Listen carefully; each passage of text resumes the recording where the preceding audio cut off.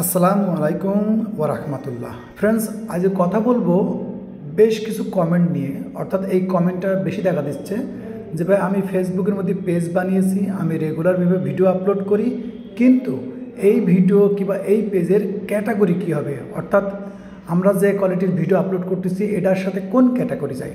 তো এটা নিয়ে ফুল ডিটেলসলি কথা বলবো যে আপনার ভিডিও অনুযায়ী, আপনার পেজ অনুযায়ী আপনার পেজের ক্যাটাগরি কী হবে। ওকে, তো এটা দেখার জন্য আমরা সর্বপ্রথম করব কি, আমাদের এখানে অ্যাবাউট ডিটেলসে ক্লিক করব।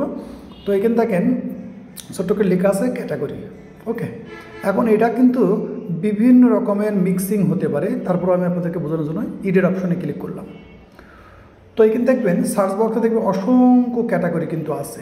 এখন আপনি মনে করেন বলতে পারেন যে নিজের ভয়েস দিয়ে বিভিন্ন রকম মানুষের ইনফরমেশনফুল ভিডিও দেন, যেটাকে মোটিভেশন বলা হয়, স্টোরি টাইপের হতে পারে। এটা কিন্তু এক জিনিস কিন্তু দুই রকম তিন রকম ক্যাটাগরি হতে পারে, এটা আমাদেরকে বুঝতে হবে। তো যদি মনে করেন যে আপনি কোনো স্টোরি টাইপের ভিডিও আপলোড করেন কিংবা মোটিভেশন ভিডিও আপলোড করেন, তো মোটিভেশন বলো, কিন্তু মোটিভেশন আলাদা একটা ক্যাটাগরি আছে। দেখেন মোটিভেশন স্পিকার, দেখেন একই জিনিসগুলো দুই রকম আছে। আবার দেখেন এই জিনিস কিন্তু এই ব্লগার টাইপেরও আছে। ওকে, এখন আপনি যদি ফানি ভিডিও আপলোড করেন সেটাও কিন্তু দুই রকম। কেমন?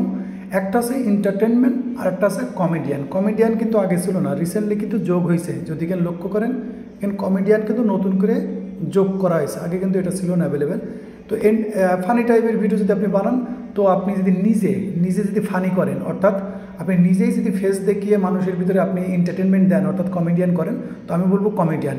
আর যদি আপনি ফানি টাইপের ভিডিও আপলোড করেন যেখানে আপনার ফেস নাই, হয়তো আপনি মাঝে মধ্যে আসেন, সেখানে বলবো এন্টারটেনমেন্ট। এখন হতে পারে এখানে কিন্তু প্রত্যেকটা ক্যাটাগরি যদি আপনি খেয়াল করেন তো আপনি বুঝতে পারবেন। ওকে, তা এখানে আপনি যদি বলেন যে ভাই আমি তো বিভিন্ন রকম মিক্সিং কন্টেন্ট বানাই, তাহলে সেক্ষেত্রে বলবো যে আপনি কিন্তু ডিজিটাল ক্রিয়েটার দিতে পারেন কিংবা ভিডিও ক্রিয়েটার দিতে পারেন।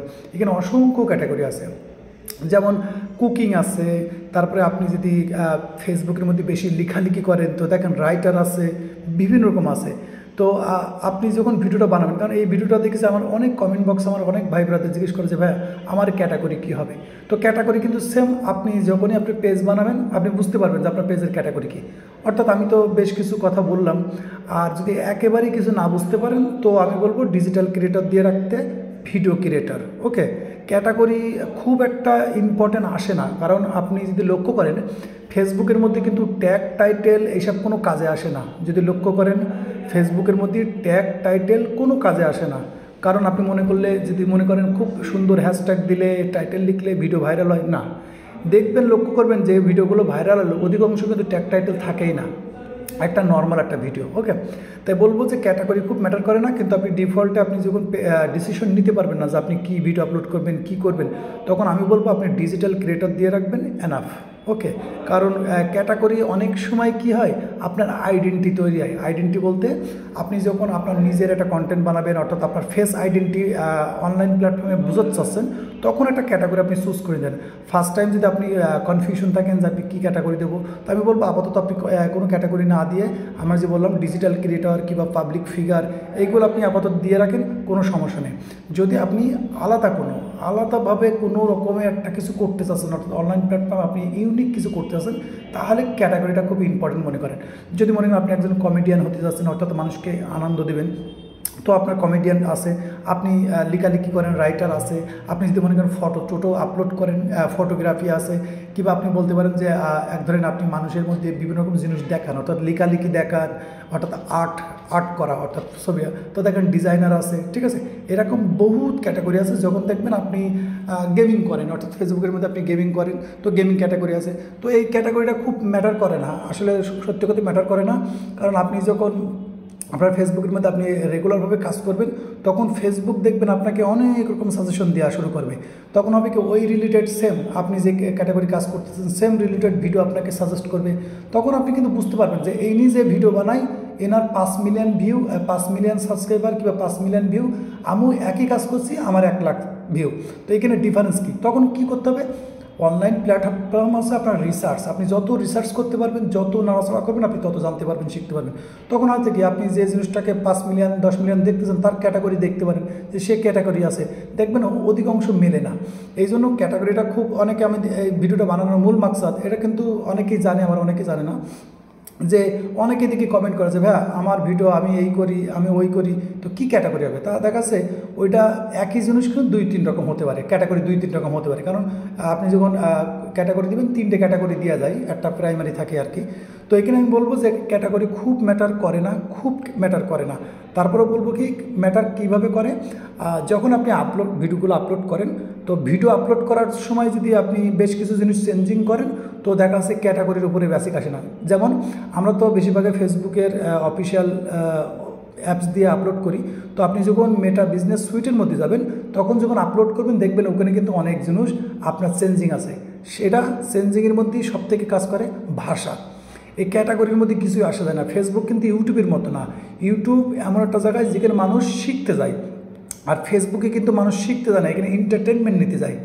ইউটিউব আছে সার্চ করার জায়গা, ইউটিউব সার্চ করার জায়গা, যেখানে সার্চ করে আপনি কিছু জানতে পারবেন, শিখতে পারবেন, বুঝতে পারবেন। আর ফেসবুক আছে এন্টারটেনমেন্ট, স্ক্রলিং জায়গা, ঠিক আছে?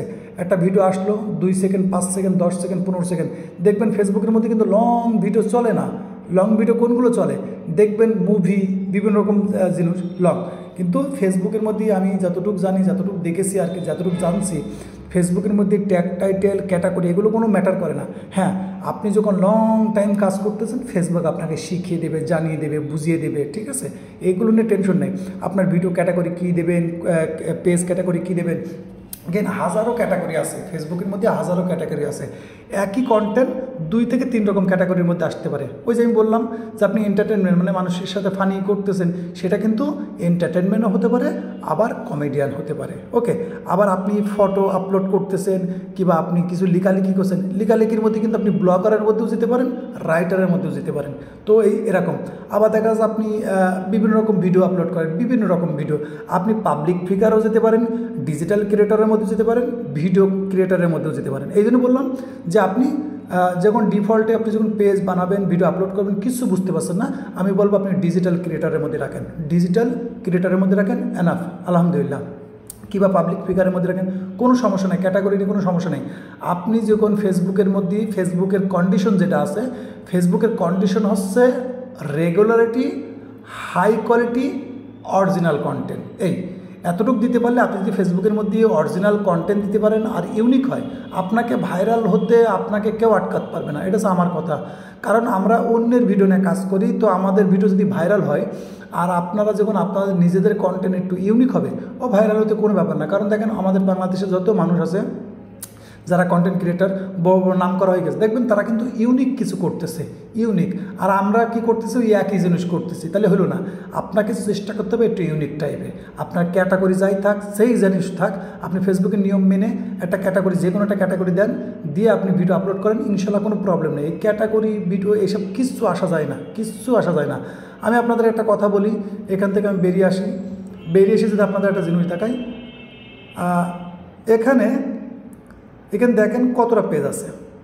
এই আইডিতে 44টা পেজ আছে। এখন বলেন যে 44টা পেজ, এখানে যদি আমি আপনার পেজগুলো দেখাই, প্রত্যেকটা কিন্তু পেজের ক্যাটাগরি গেমিং ভিডিও ক্রিয়েটার।